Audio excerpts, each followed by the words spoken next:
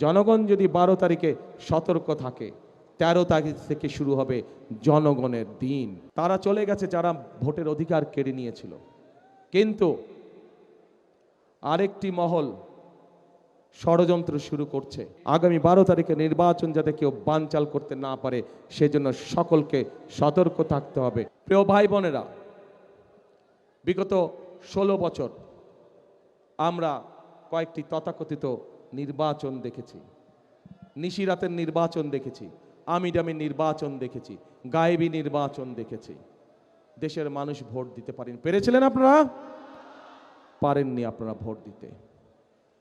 তারা চলে গেছে যারা ভোটের অধিকার কেড়ে নিয়েছিল, কিন্তু আরেকটি মহল ষড়যন্ত্র শুরু করছে।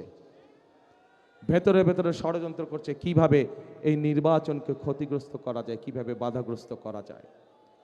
আজ এখানে হাজার লক্ষ মানুষ যারা আপনারা উপস্থিত হয়েছেন, আপনারা সহ আপনারা যত মানুষের সাথে দেখাবে প্রত্যেককে বলবেন যে আগামী 12 তারিখে নির্বাচন যাতে কেউ বানচাল করতে না পারে, সেজন্য সকলকে সতর্ক থাকতে হবে, সকলকে সজাগ থাকতে হবে। প্রিয় ভাই বোনেরা, আমরা যদি জনগণ যদি 12 তারিখে সজাগ থাকে, জনগণ যদি 12 তারিখে সতর্ক থাকে, 13 তারিখ থেকে শুরু হবে জনগণের দিন ইনশাআল্লাহ। এই বাংলাদেশে 13 তারিখ থেকে হবে জনগণের দিন। জনগণের প্রত্যাশা, জনগণের আশা, জনগণের আকাঙ্ক্ষা যে সকল আছে, সে সকল বিষয়ের কাজগুলো ধীরে ধীরে পর্যায়ক্রমিকভাবে শুরু হবে।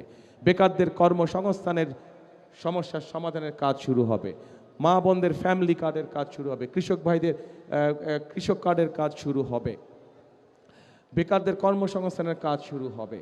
আমাদের তিস্তায় পদ্মা ব্যারাজের কাজ আমরা শুরু করব, বরেন্দ্র প্রকল্পের কাজ আমরা শুরু করব, 10,000 টাকা পর্যন্ত কৃষি লোন মৌকুফের কাজ আমরা শুরু করব।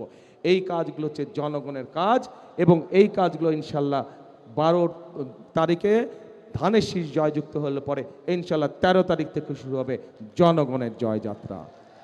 সেজন্যই প্রিয় ভাই বোনেরা, সবসময় আমি একটি কথা বলি, শহীদ জিয়া দেশ গড়েছেন, দেশনেত্রী খালেদা জিয়া দেশ গড়েছেন, এখন আমাদের সকলের পালা দেশ গড়ার।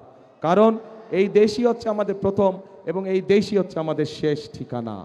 সেজন্যই আমি একটি কথা বলি, সবসময় একটি কথা বলি, কথাটি আপনারাও জানেন, আমার সাথে দয়া করে কথাটা বলবেন। করব কাজ সবার আগে বাংলাদেশ। প্রিয় ভাই বোনেরা,